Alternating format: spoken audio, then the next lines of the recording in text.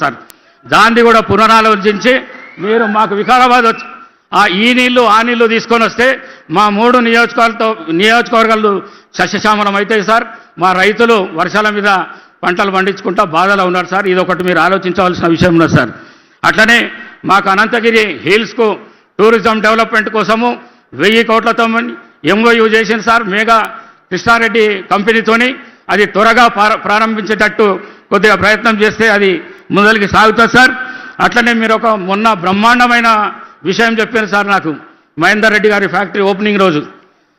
Speaker sir, మీ Anantagiri గుట్టను temple టూరిజంగా develop చేస్తా, నేను చాలా పెద్ద ఎత్తున చేస్తా అని చెప్పింది సార్. అది తప్పకుండా చేయాలని మీతో కోరుకుంటున్నా సార్. టెంపుల్ టూరిజం అంటే చాలా పెద్ద విషయం సార్. అది కోట్లాది రూపాయలతోని కూడుకున్న విషయం సార్.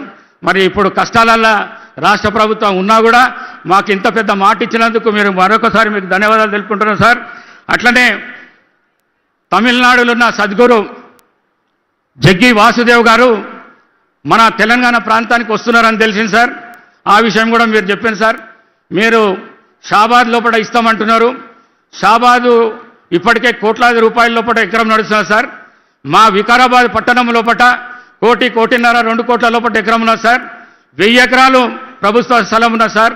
అక్కడికి ఇస్తే మా వికారాబాద్ ఇంటర్నేషనల్ పరంగా దానికి పేరు ప్రతిష్టలు వస్తాయని భావిస్తూ అది కూడా మీకు రిక్వెస్ట్ చేస్తున్నా సార్.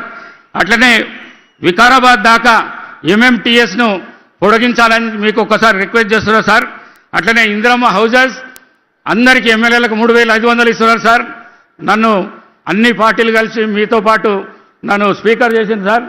305,000కు సార్ 3,500కు బదులు ఒక 5,000 ఇండ్లు ఇవ్వాలని చెప్పేసి మీతో రిక్వెస్ట్ చేస్తున్నారు సార్.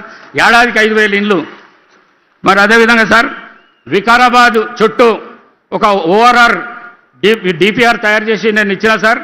దాన్ని కూడా మీరు తప్పకుండా మాకు వికారాబాద్ ప్రాంతానికి ఒక ఓఆర్ఆర్ ఇవ్వాలని చెప్పేసి తెలియజేసుకుంటూ సార్, నేను టెక్స్టైల్ మంత్రిగా ఉన్నప్పుడు వికారాబాద్ ప్రాంతానికి 2 టెక్స్టైల్ పార్కులు తీసుకురావడానికి ప్రయత్నం చేశాను సార్. దాని తర్వాత ఈ తెలంగాణ మూవ్మెంట్ వచ్చింది. దాని తర్వాత మేము గెలవలేకపోయినాం సార్. ఇప్పుడు అది నా మనసులో ఉన్న సార్, ఒక టెక్స్టైల్ పార్క్ వికారాబాద్ ప్రాంతానికి నేను ప్రపోజల్ మొత్తం తయారు చేస్తున్నా సార్. ఆ ప్రపోజల్ను కొద్దిగా మీ దృష్టికి తీసుకొస్తా.